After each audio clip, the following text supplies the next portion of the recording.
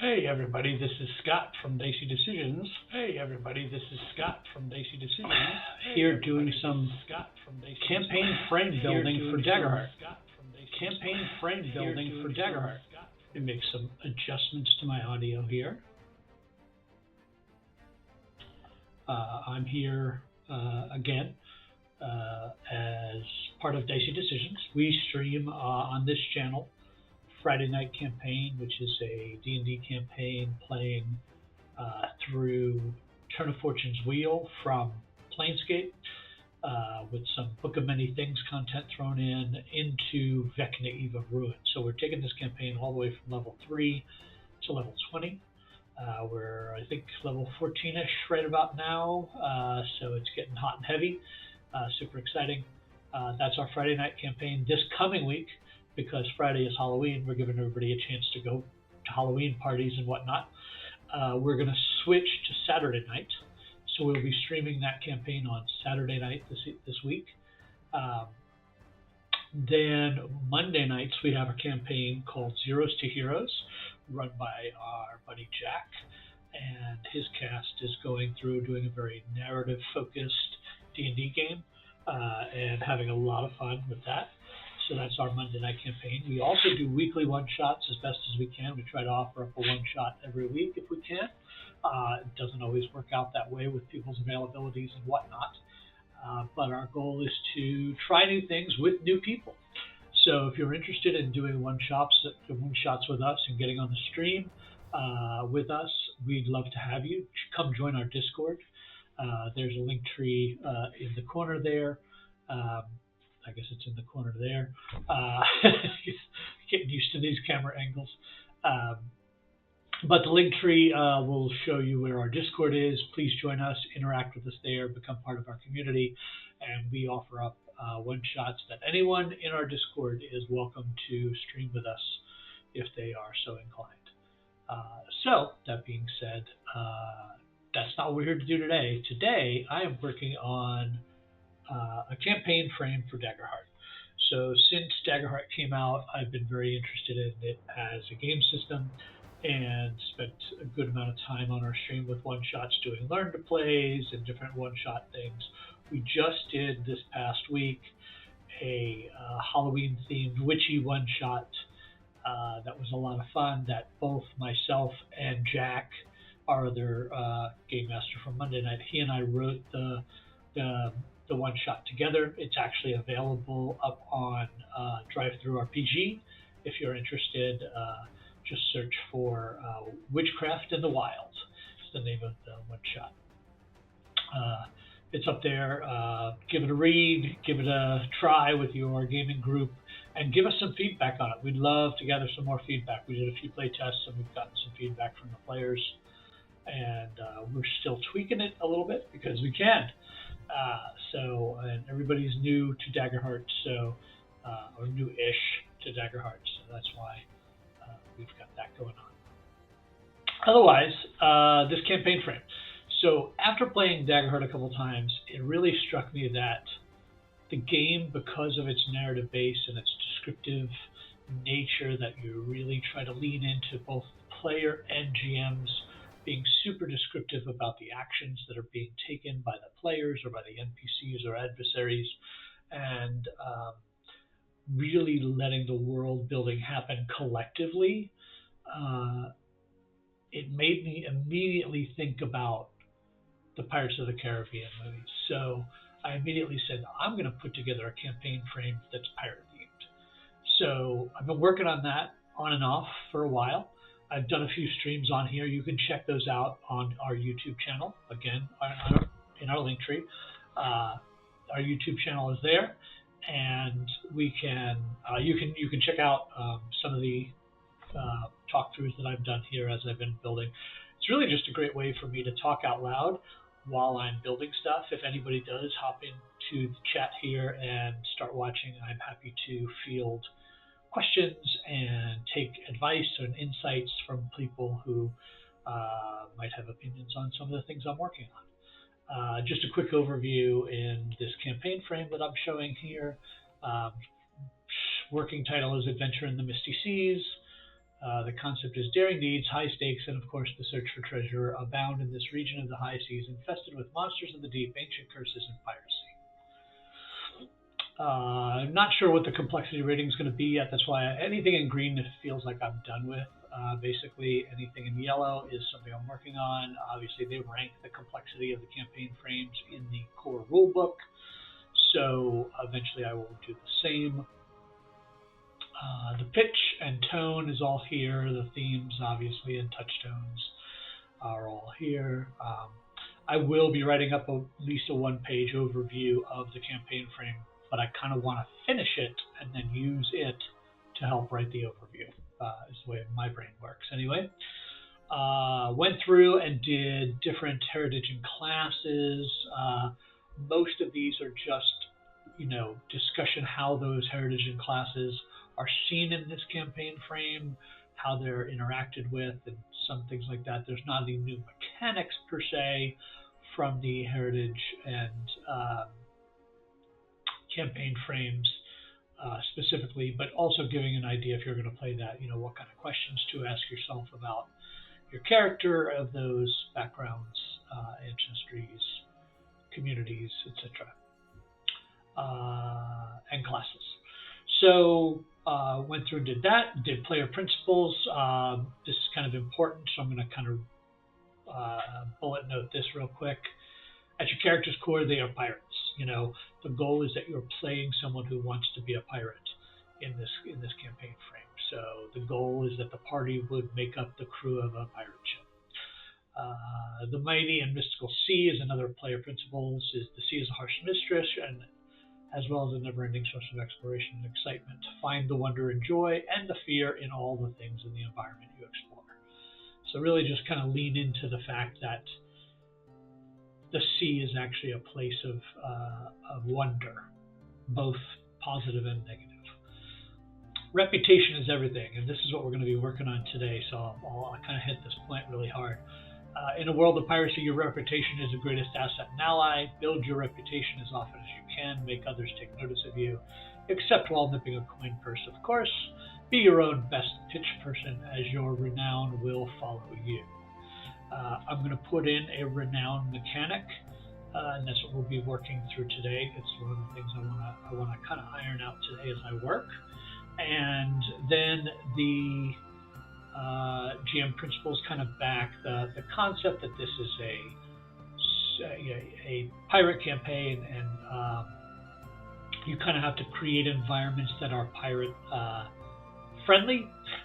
Make sure that there's stuff for the players to acquire, whatever that stuff is: treasure, loot, magic items, renown, information, those kind of things. What are they seeking? Pirates are always seeking something. You've got to build an environment that gives them something to seek. Another GM principle: environments need to come alive. Make the environments wondrous, mysterious, and dangerous, even literally having some come alive. Characters should ride the line of wonder and fear as they approach each new environment. Adversaries can be terrorizingly beautiful or beautifully terrorizing, and the environment should add to the swashbuckling nature of all encounters. I wrote this and I was thinking very specifically about the Pirates of the Caribbean movies and Caribbean movies, and that they are, it's not just a sword fight, it's a sword fight in a mill with all these moving platforms and pieces, parts, and a donkey and a this and a that, right? Create those bigger environments. Pirate life is bigger than normal. Life adventure is large. Pirate life needs to be huge. Reactions are bigger, emotions are bigger, stakes are bigger. Just when the end is in sight, a new obstacle appears and the battle rages on. It should just constantly be moving and feel alive.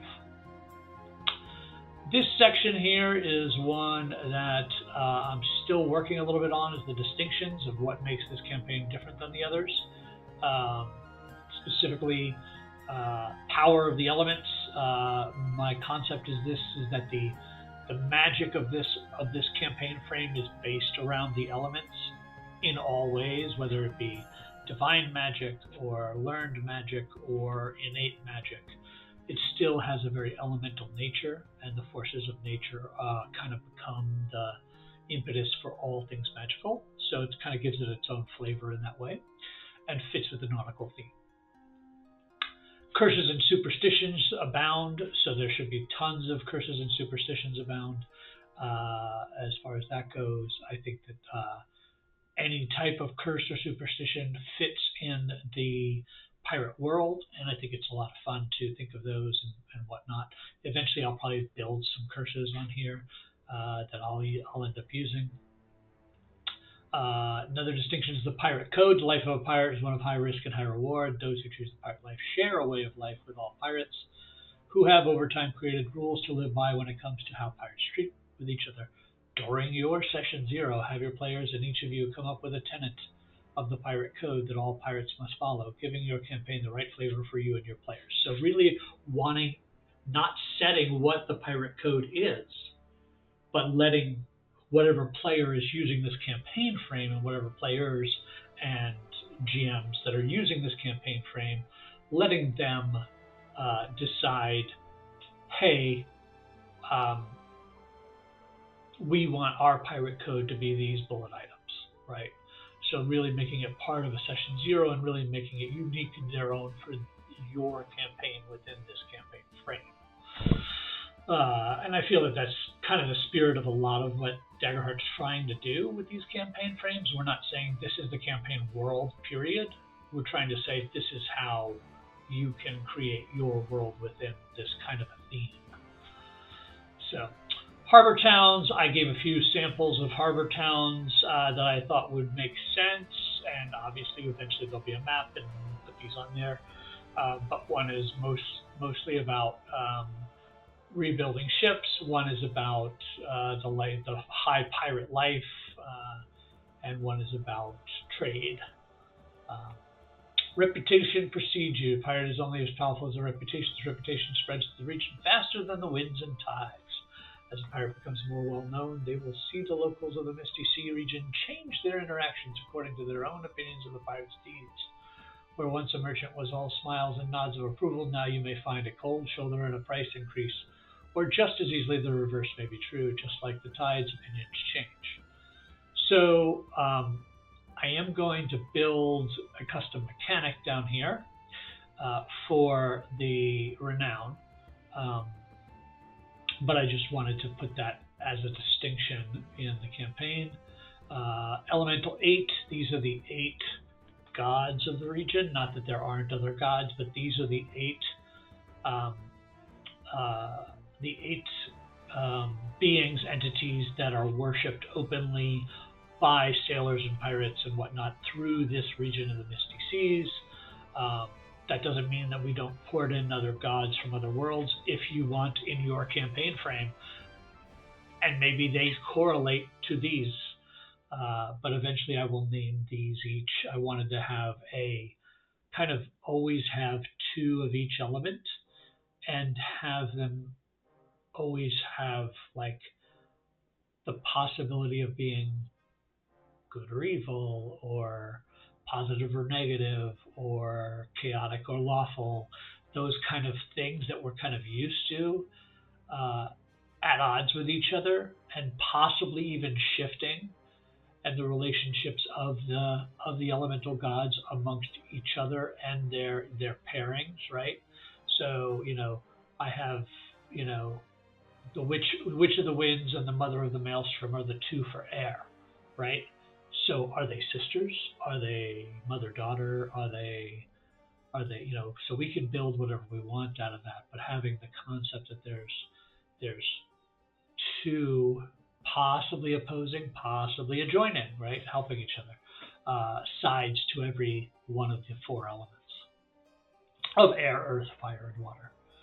Eventually there'll be an inciting incident like they do in the core rulebook for the campaign frames. Custom mechanics is where I'm at.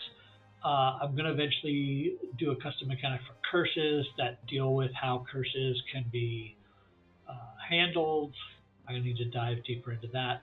I want to add firearms because I think that's important for a pirate campaign to have primitive firearms of some kind. So I'll probably pull some of that from Colossus of the Drylands, checking permissions on what I can use. By the way, there is a symbol here on our, in the, bottom corner. Is that right? No, bottom corner.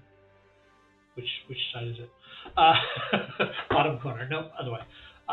Bottom corner that says that this is a Daggerheart compatible, right? So I'm using stuff from the SRD to build this, from the Daggerheart SRD to build this stuff out. But obviously stuff that's not in the SRD, like stuff from Colossus of the Drylands, I'd have to look and see what permissions on reiterating those firearms, or will I have to come up with my own firearms, etc. So that's something I'm investigating. It's hard to think of a pirate campaign without a naval combat system. I'm trying to figure out exactly how I want to handle that because I want it to be within the feel and flavor of Daggerheart and not be too crunchy. But also at the same time, I'm thinking naval combat could be a fun feature to add in, and possibly wanting to look at that. So, but today's topic and what kind of has my mind going is a renown system. So I thought I'd look at the different factions in the Five Banners Burning to see if there was something in there that kind of inspired me about renown, and there wasn't that. But I do want to tie the renown system into possibly the ship, the naval combat system. So I'm going to look into that as well. But let's kind of talk about the renown system. So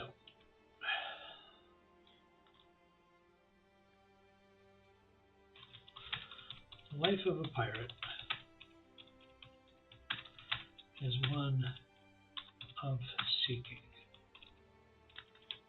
Fortune and glory are driving forces to all pirates.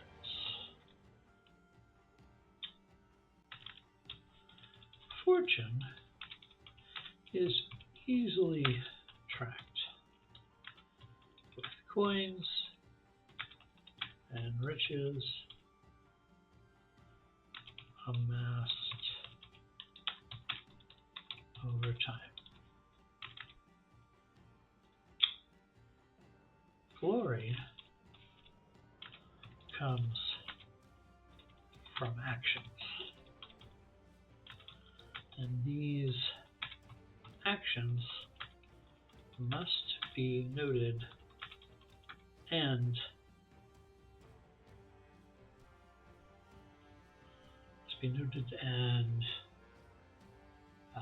let's say, and become legend for a pirate's renown to grow.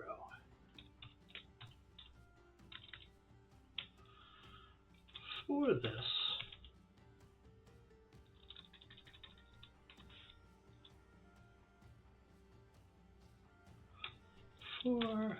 this,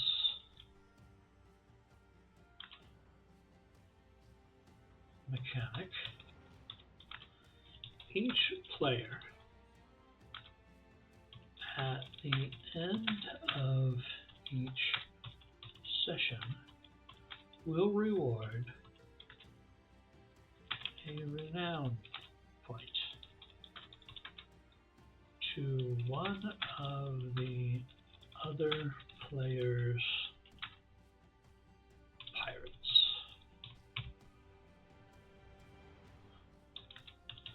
Describing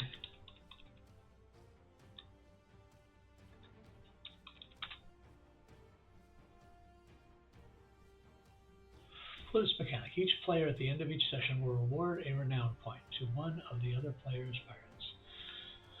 Describing the act or acts that made that pirate's renown grow.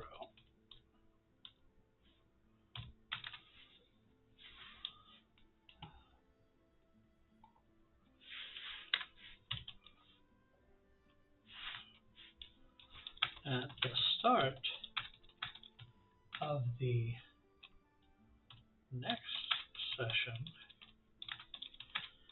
the players should be prepared to describe the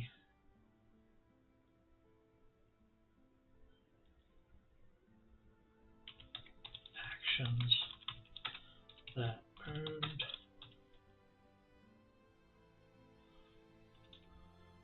their renown in a narrative way. For example,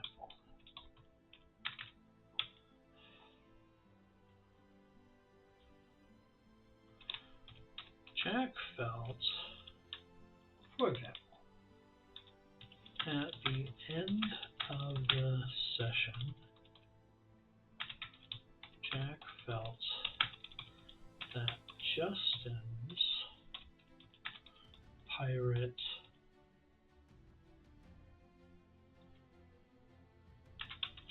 Stinky Pete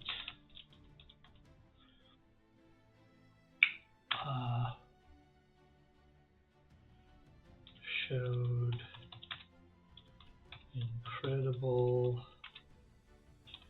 guts in facing off against the sharks during the rowboat encounter. Start of the next session, the player should be prepared to describe the actions that earned their renown in a narrative way. For example, at the end of the session, Jack felt that Justin's pirate Stinky Pete showed incredible guts in facing off against the sharks during the rowboat encounter. Justin would track an increase of 1 to Stinky Pete's renown.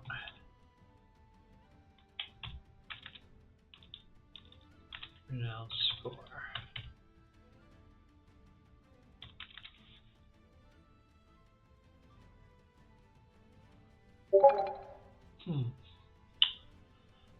What else would I do?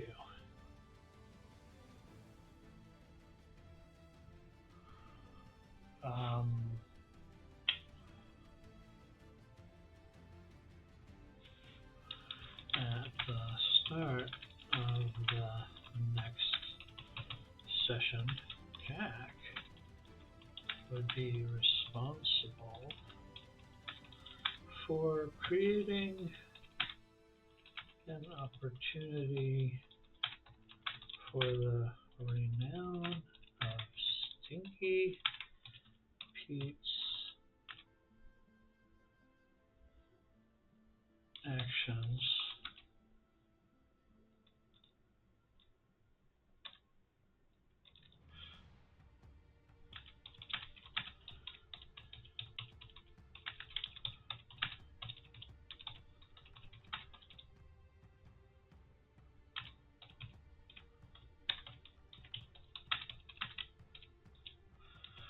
Jack will be responsible for creating an opportunity for the renown of Stinky Pete to be increased. Jack decides to fabricate an NPC that witnessed the rowboat incident, and he describes, he has the NPC describe the battle of Stinky Pete and the sharks over a mug of ale at a local tavern. So what I'm trying to do here, I think, is create a situation where the renown is an opportunity for players to highlight each other and for players to add to the narrative story and to build that sense of that these characters, these these pirates are growing in their reputation and renown as far as that goes.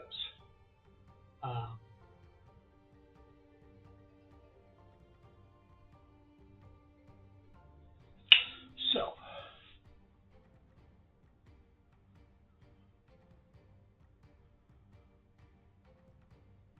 let me put something back up here.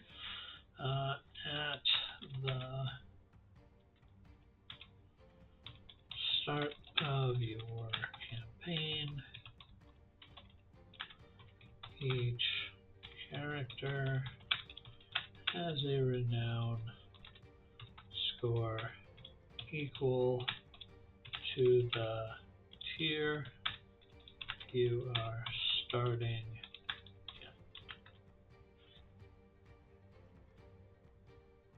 For this mechanic, each player at the end of each session will reward a renown point to one of the other players. Pirates describing the acts or act that made that pirate's renown grow. At the start of the next session, the player should be prepared to describe the actions that earned their renown in a narrative way. For example, at the end of the session, Jack felt that Justin's pirate Stinky Pete. For example, at the end of the session, Jack felt that Justin's pirate Stinky Pete showed incredible guts in facing off against the sharks during the rowboat encounter.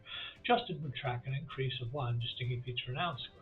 At the start of the next session, Jack would be responsible for creating an opportunity for the renown of Stinky Pete to be increased. Jack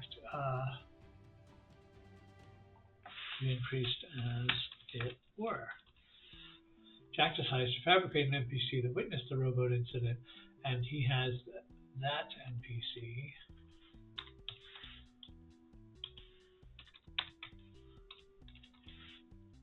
describe the Battle of Stinky Pete and the shark over a mug of ale at the local tavern.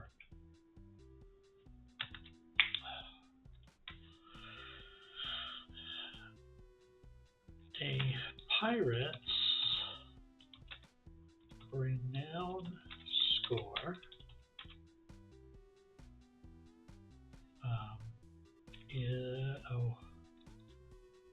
will function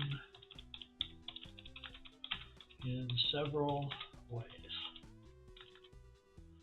First, the renown score will be added to any roll used for nautical combat.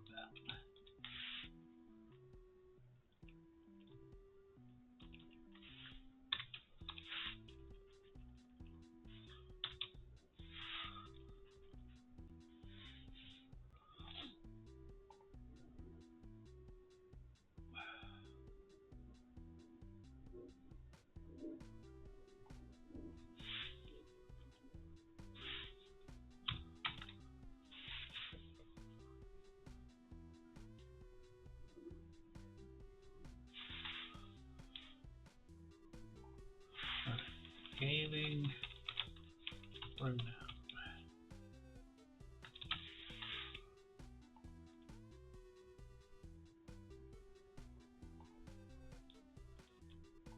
Let's do a section on losing the renown. Your pirate's renown score may be reduced by failures to attempted piracy.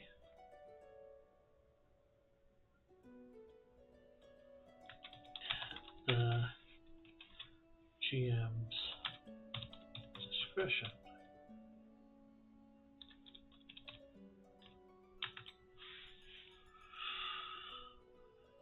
Checking something real quick.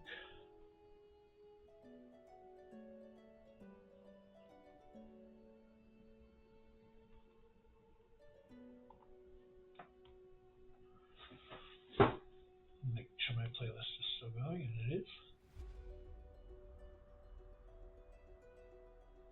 Just like to have some inspiring music in the background. I'm using Opus from Describe, which we used on our Friday night stream. Highly recommend them. Check them out. All right.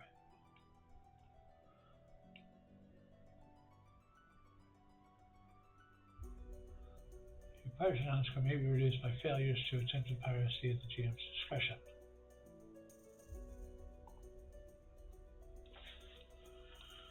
The GM should be sure that the inciting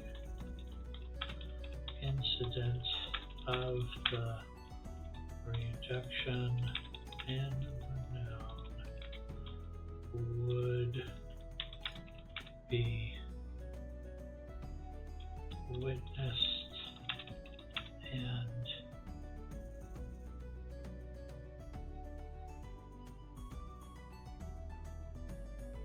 discernible as a negative.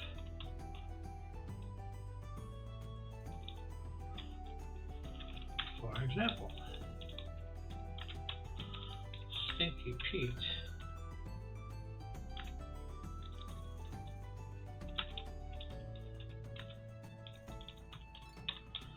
attempts to persuade a local constable to let him into the jail to talk with a mate of theirs. The failure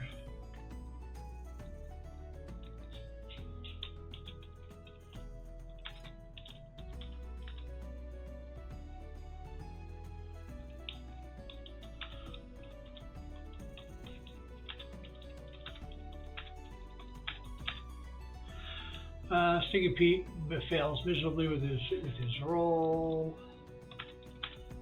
to persuade with his roll, and the constable laughs with his friends about it over ales the next evening, or that evening.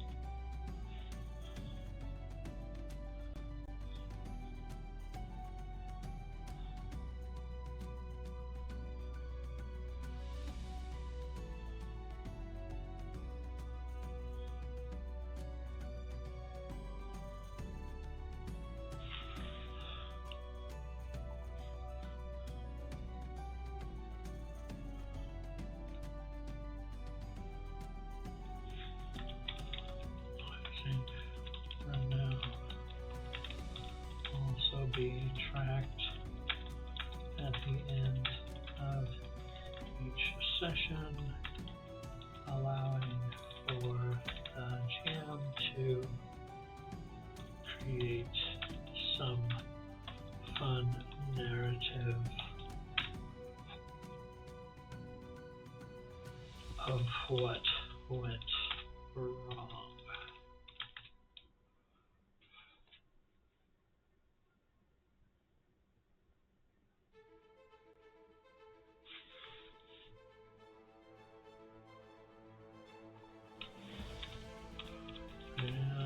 Store usage.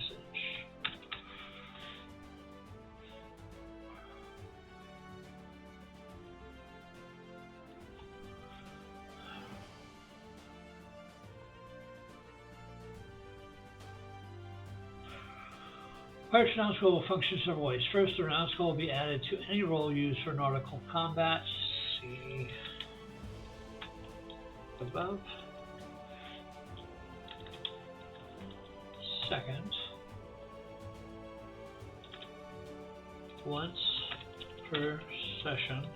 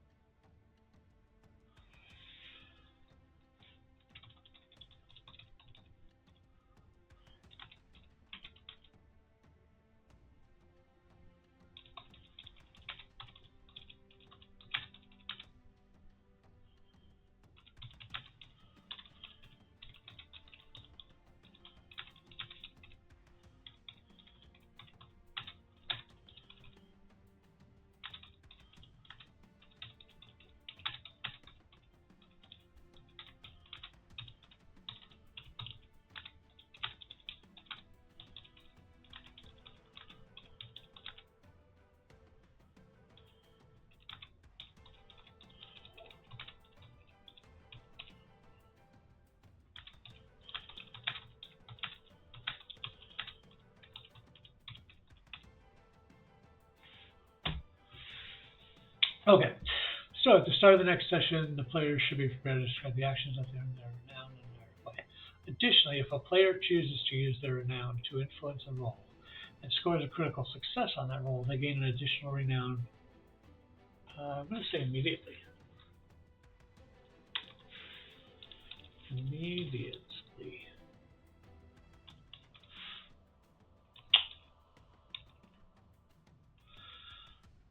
Your pirate's renown score may be reduced by failures to attempt piracy at the GM's discretion. The GM should be sure, blah, blah, blah, that the inciting incident of the reduction is in renown would be witnessed and discernible as a negative.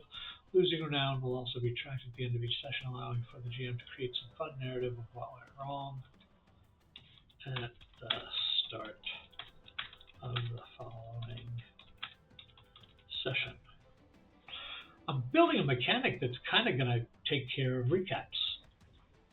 Noticing. I think that's kind of cool. We'll see if it works. Who knows? We'll see.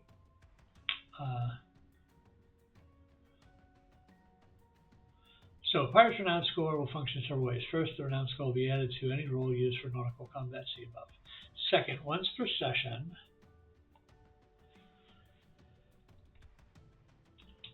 each pirate can add their renown score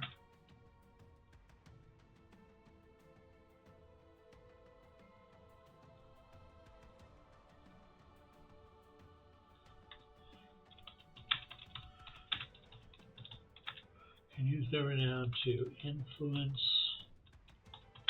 a roll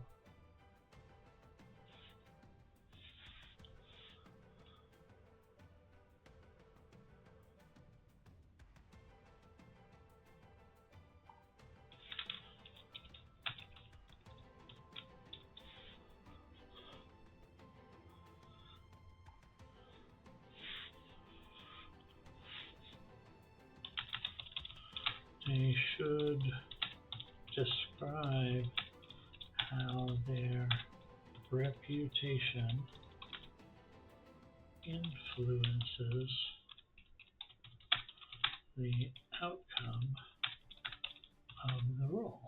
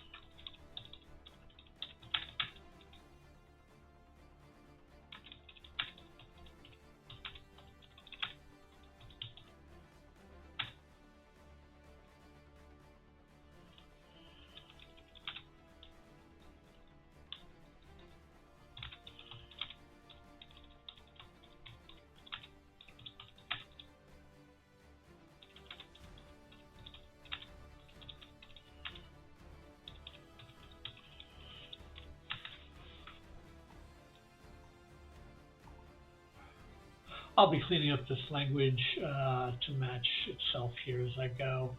But I'm also making it so that if you use your renown, the once per renown score you survive renown score will function several ways. First, the renown score will be added to any roll in nautical combat.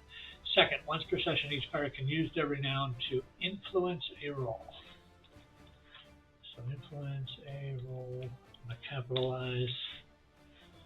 All right, I'm gonna even roll it for now.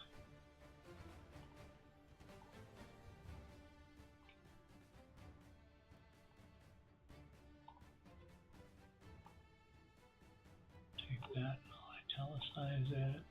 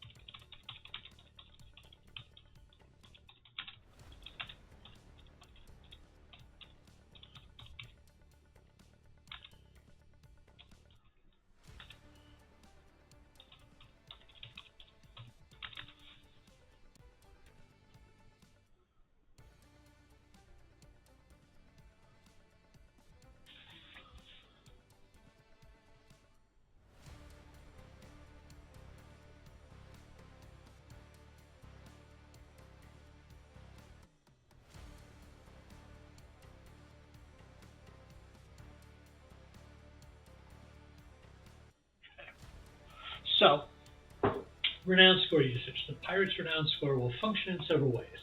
First, the renown score will be added to any roll used for nautical combat, see above. Second, once per session, each pirate can use their renown to influence a roll. They should describe how their reputation influences the outcome of the roll. Third, the GM can spend a fear and have the renown score of the pirate count as a penalty against them in social interactions with authorities or merchants. So it gives the GM a chance to use their reputation against them in certain instances. I think this is a good place for this to sit and mull over and think about how this would work if we have several so I'm going to change the color of this to my green in hopes that I can look at it later and be done with it. But I think it's a really good start. The goal of the renown system for me is to create some sort of level of the players trying to become bigger and better pirates, and have that drive and that passion for that. I'm trying to keep the stakes high and keep wanting to up the stakes in a pirate campaign. Fitting that feel and flavor of things being bigger than, and I think some sort of system that helps track that is interesting. giving the players a once per session boon, I don't think is extra powerful, and it's equitable for every player based on their renown. And I guess the system would allow, if there was enough negatives that happened, that they could go into a negative renown situation, which could be kind of funny. So I'll have to think through what that might mean or be for the campaign, as far as that goes. The tricky part, I think, is going to be making the I think these all go green now, is making the renown feel present and not just feel like a mechanic, and tying it to actions, I think, is important, and giving them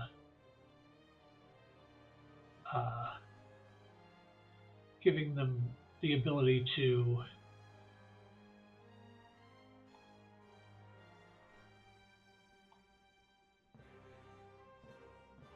reward each other becomes, I think, very important too. This one yellow. So I still want to work on the gods, as it were. All right, well, that's renown systems. I think it's not a bad start. It's easy to track. It's narrative focused. It gives a little boon of a mechanic. I do envision that some campaigns might want to choose to have a situation where the renown mechanic dictates who's captain of the crew at any given time, or things like that, which I think would be fine if that's the right fit for that table. But I didn't want to codify that in the campaign frame, because I could see a situation where maybe you don't want that level of player competition, and make it something that it's competitive as opposed to something more narrative and fun. But it might work for your table. You don't know. There's a lot of interesting nuance to the way I think Daggerheart is meant to play differently at different tables in very interesting ways, and I think it does a good job of that as a system. And I don't want to shoehorn something. It's part of my struggle right now with the naval combat, is trying to not make it too crunchy, and how do I make it feel narrative in an exciting way. I don't know if I have to come up with different naval combat actions that players can choose to take, and keep it at that, because I want it to feel different than normal combat. I don't want it to feel like you're expected to use your normal powers and abilities, but at the same time, I also don't want to disenfranchise players from using their normal abilities during a naval combat scene. So that's kind of where I'm having issues talking about it and thinking about it. If anybody's watching this later on and wants to drop a comment in the recording, I would really appreciate it. Drop us a line or join our Discord and send me a message as far as any of this goes, especially also for the renown system too. I think that the level of crunch needs to not exceed the benefit to the narrative. And that's why I think the renown system, as I kind of have it laid out here, it's about storytelling more than anything else. It lets the players reward each other and notice each other's cool actions, which I always love when that gets to happen. if someone does some massively heroic thing and you're at a table of 5 people, that person might earn 4 renown. I got to think about that in terms of capping it or not, right? Can a renown reach 100? Obviously, not really. So, but does it, or maybe a max renown can be double your level? So a 10th level character, which is the highest in Daggerheart, could have a maximum renown of 20.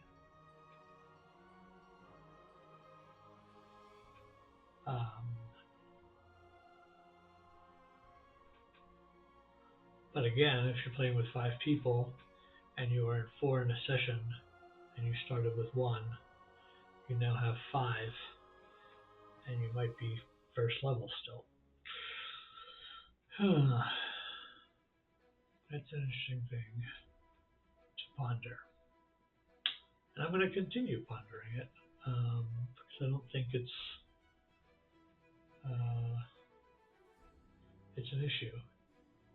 Obviously, giving a massive bump to, as it's written now, every naval combat action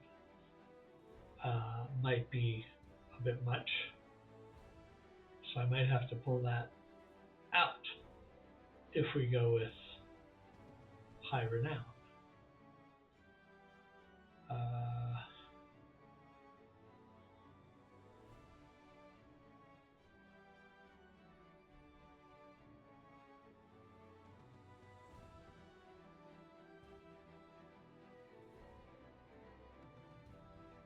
Or I got it. I'm just first renown score. All right. First,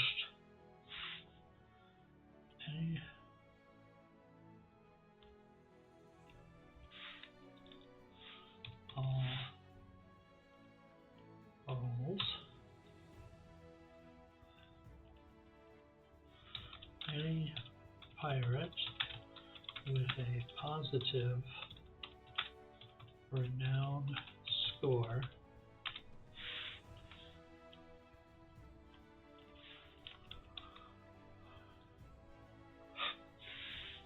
can add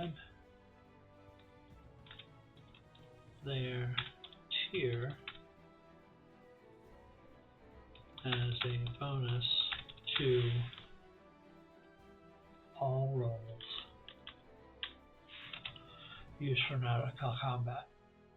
So, any pirate that has positive renown score can add their tier as a bonus to all rolls used for nautical combat.